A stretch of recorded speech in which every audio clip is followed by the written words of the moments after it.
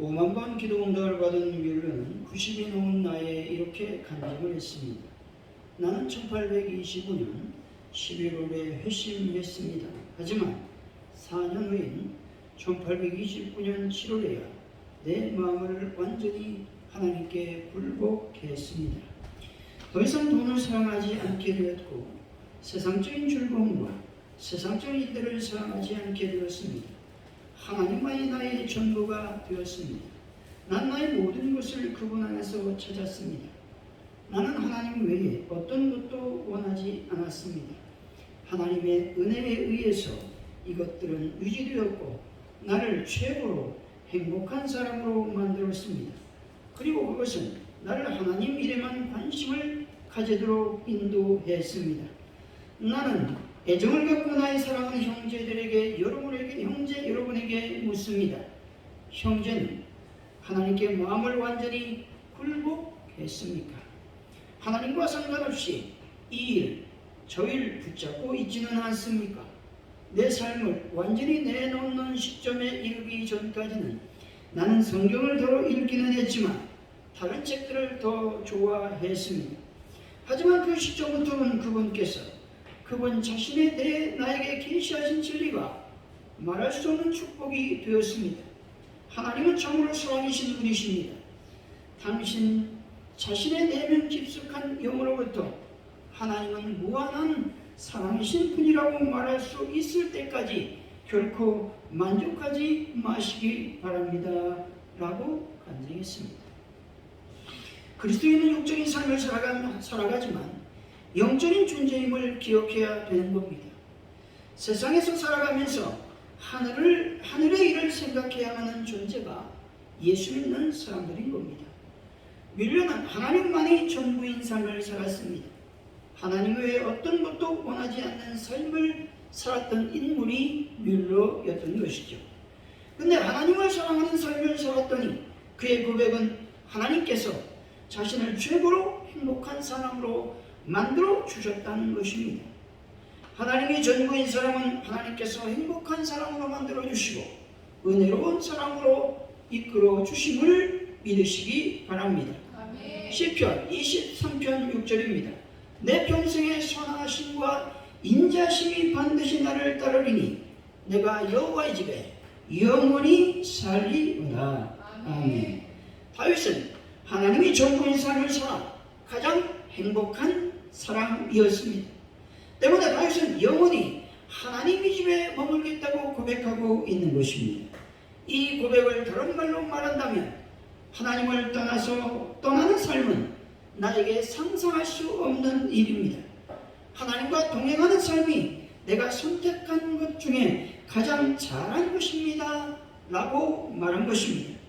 사랑하는 성도 여러분, 나를 살리는 것은 나의 이성, 나의 경험, 그리고 세상적인 일이 아님을 기억하고 항상 하나님을 사랑하고 하나님의 일에만 관심하는 분들이 다 되시기를 예수 이름으로 간절히 축원드립니다.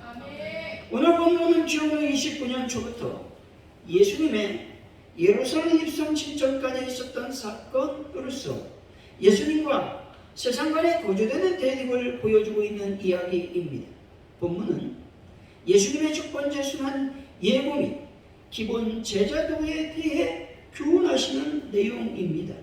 다시 말해 주님은 베드로의 신앙 고백이 있은 직후에 제자들에게 당신께서 십자가 고난을 당하실 것을 말씀하고 있는 것이죠.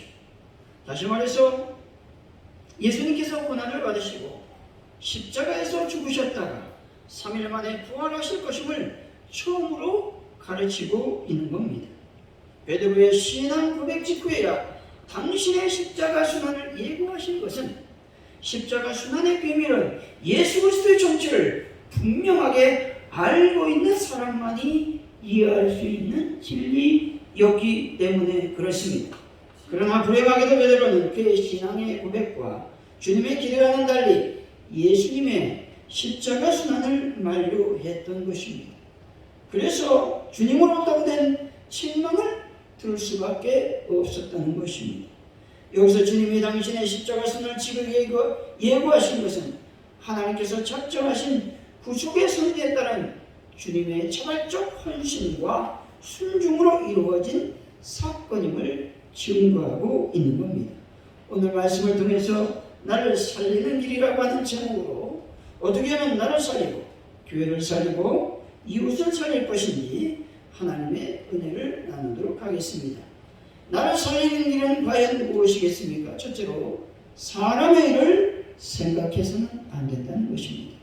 23절 읽어보죠. 시작. 예수께서 돌이키시며 베드로에게 이르시되 사단아 내 뒤로 물러가라. 너는 나를 넘어지게 하는 자로다. 내가 하나님의 일을 생각하지 아니하고 도리어 사람의 일을 생각하는도다 하시고. 아멘. 여기서 하나님의 일은 십자가 대속적 고난을 통해 인류를 구원하실 하나님의 뜻을 가리키고 있는 겁니다. 그리고 사람의 일은 십자가 고난이 없는 영광만을 의미하고 있는 것이죠. 다시 말해 주님께서 베드로가 자신을 세속적 메시아로 의하여 십자가 고난 없이 높은 자리와 영광만을 생각하고 있음을 아셨다는 것입니다. 그래서 예수님은 베드로를 엄하게 책망하고 있는 것입니다. 21절에 좀 읽어봅니다. 시작. 이때부터 예수 그리스도께서 자기가 예루살렘에 올라가 장로들과 대제사장들과 서기관들의 많은 고난을 받고 죽임을 당하고 제3일에 살아나야 할 것을 제자들에게 비로소 나타내시니. 아멘.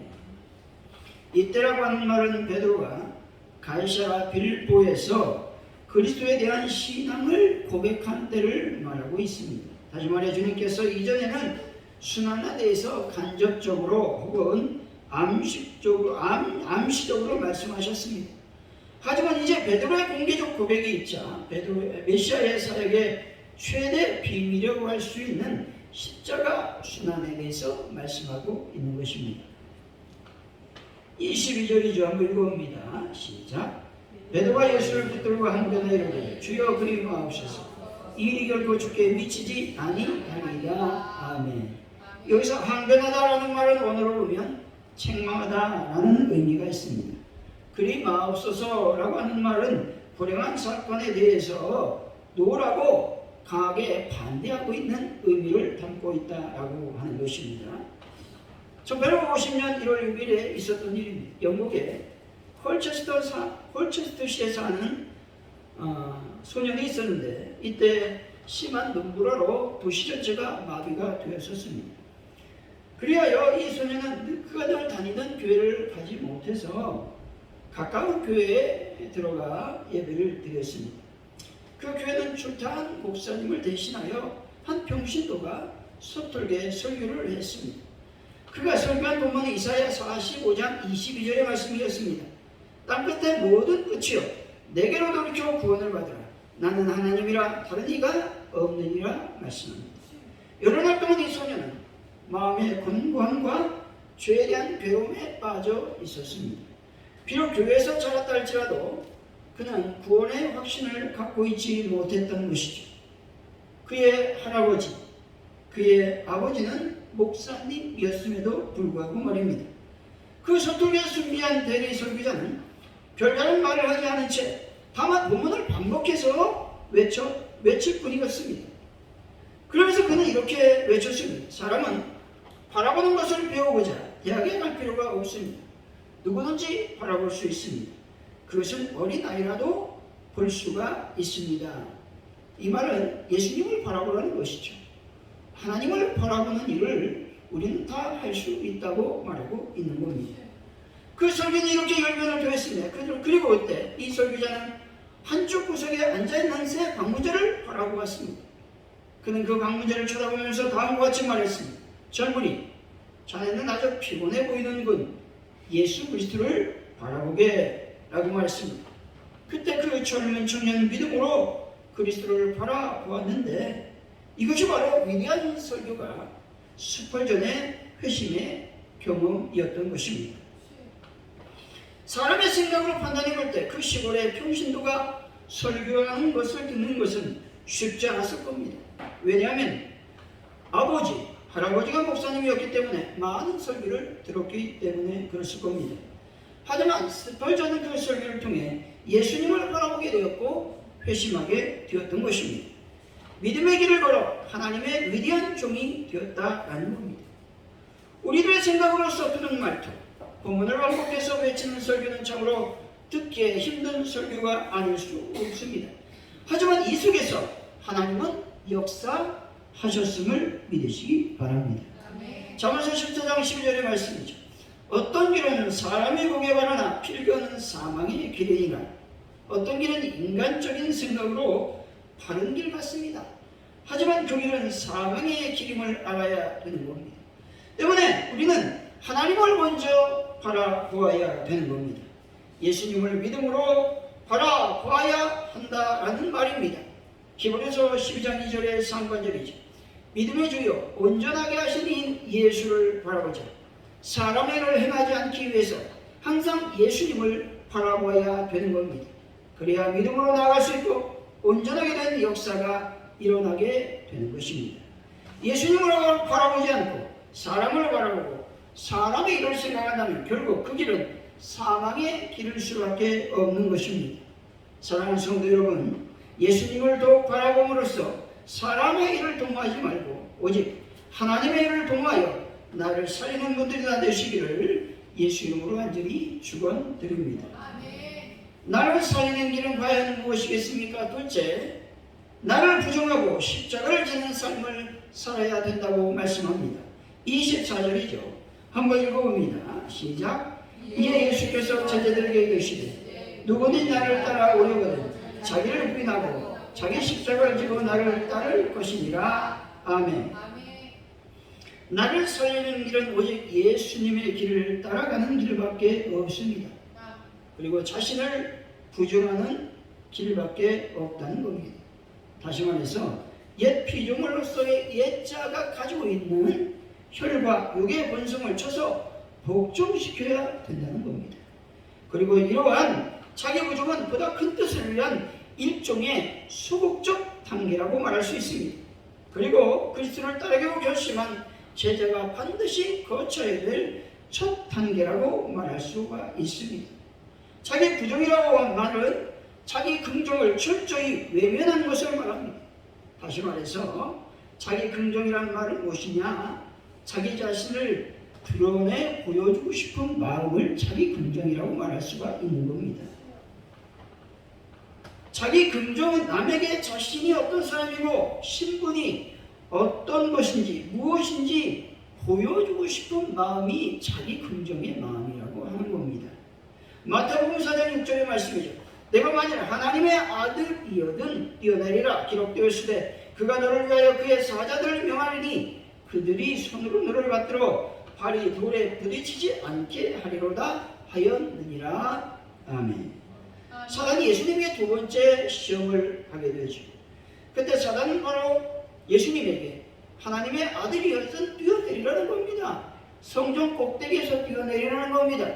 그러면 안전하게 천사들이 너를 보호해 줄 거라고 말하고 있는 겁니다. 사단이 무엇을 부추기고 있습니까? 너가 하나님의 아들인 것을 좀 자랑해보라는 겁니다. 너가 하나님의 아들이라면, 하나님의 아들이라고 확신한다면 만민들에게 나는 하나님의 아들이요 라고 자랑해보라고 그 마음을 부추기고 있는 것입니다. 여러분, 이런 마음은 다른 사람의 자신을 알아주지 않을 때 발생하는 마음입니다. 자기 자신을 있는 그대로 받아들이지 못하고 자기 자신을 포장할 때 이런 마음이 생기게 된다는 겁니다. 이렇게 되면 어떻게 되겠습니까? 비교의식에 사로잡힙니다. 열등의식에 사로잡히고 컴플렉스에 빠져들고 인정욕구에 사로잡히게 되는 겁니다. 뭔가를 인정받고 싶어 한다는 겁니다. 하나님께서 원래 인정하고 있는데 자꾸 사람들에게 인정받고 싶은 그런 마음이 생겨나게 된다는 겁니다. 이런 것은 자기 긍정에서 나온 마음으로서 여러분 자기 부정을 가로막는 마음이라고 하는 겁니다. 여러분 자기 긍정의 마음은 자신을 스스로 부정할 수 없도록 만들어버립니다. 또한 자기를 믿을 만한 존재로 너무 과대 포장하게 만들어 버린다는 겁니다. 어빙이라고 하는 학자가 도서관에서 공부하고 있었습니다. 그런데 그 도서관에는 역사적인 석학들의 초상화가 쭉 걸려 있었습니다. 잠깐 잠이 든 그는 한 꿈을 꾸었는데 자기가 아주 화려한 옷을 입고 머리에는 면류관을 썼는데 초상화에서 보던 그 석학들이 와서는 그 몸에 걸쳐있던 화려한 옷들을 가져가는 겁니다. 어떤 사람이 이것은 내 것이요 하면서 면류관을 빼앗아갔습니다. 이것은 내 옷이요, 내 바지요, 내 겉옷이요. 또 어떤 사람은 소금마저 가져갔습니다. 저마다 자기 것이라만 빼앗아 가는 바람에 그는 그만 알몸이 되어버렸습니다. 그래서 부끄러워 어쩔 줄 몰라 하고 있는데 그때 마침 잠에서 깨어났습니다. 그는 가만히 꿈을 돌이켜 보았습니다.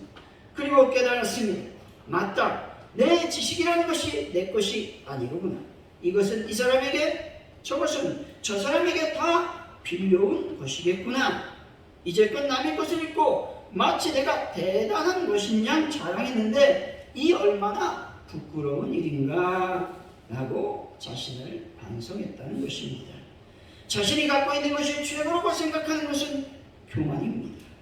또 자기 긍정에 잘못된 생각에서 나온 말이라고 하는 것이죠. 나를 자랑하고 싶은 생각, 나를 드러내고 싶은 생각은 철저히 교만이고 거만한 마음인 것입니다. 이것은 육신적인 생각으로 결코 십자가를 지고 예수님을 따를 수 없게 만든다는 겁니다. 나의 생각, 나의 자아, 그리고 나의 의를 모두 내려놓아야 비로소 영광의 십자가를 질 수가 있는 겁니다. 한 선교사님이 아프리카에서 선교했습니다. 원주민과 함께 강을 건너고 있는데 갑자기 원주민이 큰 돌을 이 선교사님의 가슴에 안겨주었습니다. 무슨 영문인 줄 몰라서 그 돌을 가슴에 안고 강을 건너게 되었습니다. 어떤 이들은 머리에 이고 어떤 이들은 가슴에 안고 강을 건너는데 그 강 중간 지역을 건널 때서야 그 이유를 알게 됐다는 겁니다. 강 중간쯤에 급류가 흐르고 있는데 만약 무거운 돌을 가지고 있지 않았다면 급류에 휩쓸릴 수밖에 없었다는 겁니다. 아프리카 원주민들은 무거운 짐이 급류에서 자신을 살린다는 사실을 알고 있었다는 겁니다. 우리가 예수님을 따르다 보면 강의 급류가 흐르는 것처럼 힘들고 어려운 상황을 만나게 된다는 겁니다. 그때 우리가 지고 있는 무거운 십자가, 그 십자가가 우리를 살리고 삶의 긍휼한 그 물결을 건너게 할 수 있게 만든다는 겁니다. 고린도전서 10장 31절이죠. 형제들아, 내가 그래서 예수 우리 주 안에서 가진 바 너희에 대한 나의 자랑을 두고 단언하느니 나는 날마다 죽느라 말씀합니다.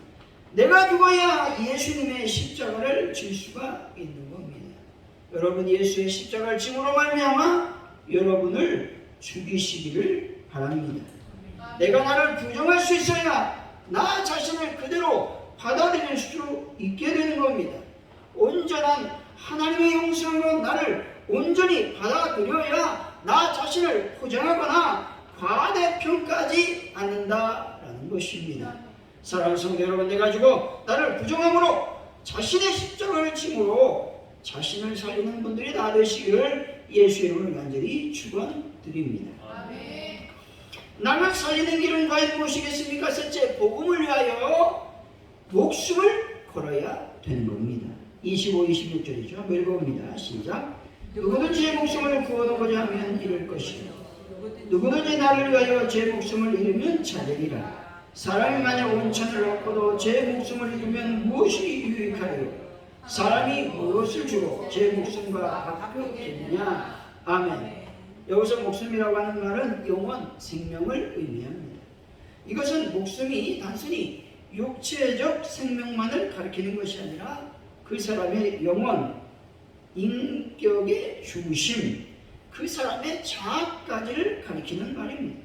따라서 사람이 자기 목숨을 구하고자 한다는 말은 자기 자신에 대하여 지나친 애착을 갖고 육체적 생명을 잃는 것에 대해서 두려워한다는 말입니다. 그리고 인격적 자아, 다시 말해서 지성과 감정과 의지 등을 지키려 한다는 의미를 지니고 있는 것입니다. 제 목숨을 잃으면 찾는다라는 말은 무슨 의미가 있느냐? 잘 보이고 자기 자신을 십자가에 못 박아 죽음에 넘기우면 그는 오히려 종말에 이르러 영원한 생명의 환희를 맛보게 될 것을 의미하고 있는 것입니다.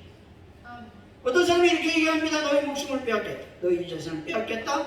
너희 조직을 와해시키겠다. 너희 모든 것을 빼앗겠다. 그래도 너는 예수를 믿겠느냐? 너에게 남아있는 것이 있겠느냐? 다시 말해서 이 말은 당신은 예수면 다입니까? 예수면 전부입니까? 라는 말씀인 것이죠. 이렇게 말할 때 여러분은 과연 무엇이라 말할 수 있겠습니까? 여러분, 예수 믿는 자라고 한다면 당당하게 말해야 됩니다. 예수님이 나의 전부입니다. 예수님이 나의 모든 것입니다. 라고 말입니다. 예수님께서 십자가에 못 박혀 죽으신 것은 너는 내가 대신하여 죽을 만큼 소중한 사람이다 라는 메시지가 있는 것입니다.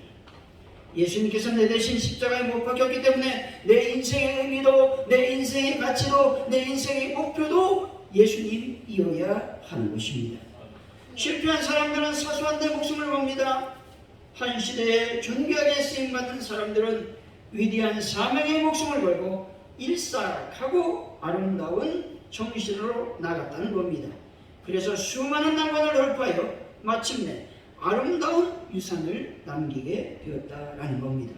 마음을 다하고 뜻을 다하고 힘을 다하여 하나님을 사랑하시기를 바랍니다. 그러면 하나님께서 여러분들에게 하나님의 은혜를 내려주실 것입니다.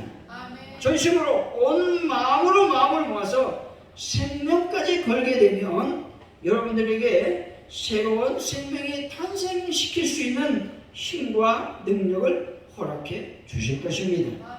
이 세상의 것들을 여러분 내려놓으시기 바랍니다. 그러면 하나님께서 당신의 소유하신 모든 것들을 만져주실 것이고 영원토록 쓰여하지 않을 영생과 영광으로 우리를 축복해 주실 것입니다. 나를 살리는 길은 사람의 일을 생각하지 않고 하나님의 일을 생각하는 것이죠. 그리고 나를 부정하고 십자가를 지는 겁니다. 뿐만 아니라 복음을 위하여 생명을 거는 것입니다. 사랑하는 성도 여러분, 예수님을 바라봄으로써 나를 부정하고 십자가의 복음을 전하여 나와 이웃과 교회를 살리는 귀한 분들이 되시기를 예수 이름으로 간절히 축원드립니다. 기도합니다. 할렐루야. 하나님 감사합니다. 오늘 주님께서 나를 살리고 이웃을 살리고 교회를 살리는 귀한 하나님의 말씀을 주시니 감사합니다. 이제 내가 늘 하나님의 일만을 생각하기를 원합니다. 나를 부정하고 십자가를 지기를 원합니다.